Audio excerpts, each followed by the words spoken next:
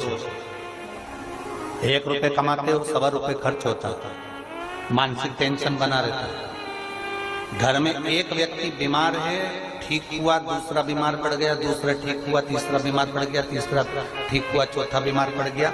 मतलब कहीं ना कहीं पितृ का भाव, पितृदोष का भय है।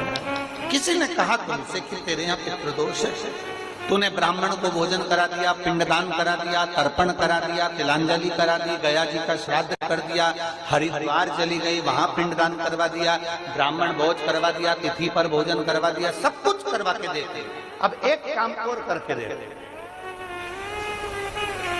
एक काम और करके देख लो।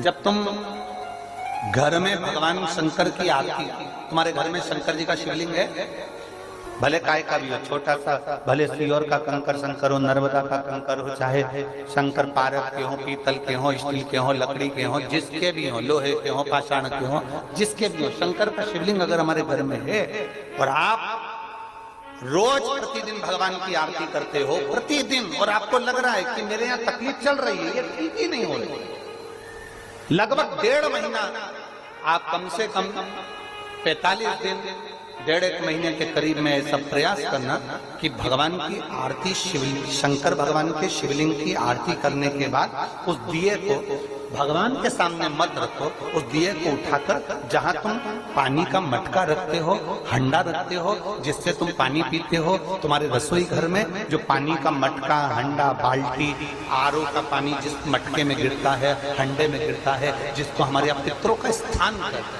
उस स्थान पर, उस मटके के पास में, हंडे के पास में, उस बाल्टी के पास में, जहाँ रसोई घर में पानी रखते हो, उस रसोई घर में पानी जहाँ रखते हो, उसके पास में उस दिए को भगवान के सामने नहीं रखना। आरती उतारने के बाद उस दिए को ले जाके सीधे परिंडे के पास में, उस हंडे के पास में, मटके के पास में उसको रखो।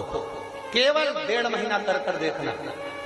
1.5 महीने के बाद तुम्हें मालूम पड़ेगा कि हम वापिस उन्नति की सीढ़ी पर चढ़ना प्रारंभ करती है, हमें फल मिलना चाहिए।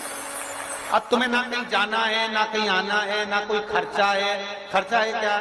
ईमानदारी से बोलो, कोई तुम्हारा लाखों का रुपया लग गया क्या? रोज आरती करते हो रोज आरती। बस आरती का नियम बना लो कि हमको पितृदोष किसी ने बोला है, हमारे घर में अशांति है, पितृदोष है, कोई कह रहा है कि तुम्हारे घर में पितृदोष है, हमने सब कुछ करके देख लिया। अब हमें ये करना है कि महादेव की आरती जब होती है तो उसकी ज्योत का दर्शन करने पर 1000 कपिला गाय के दान का पुण्य मिलता है। तो ये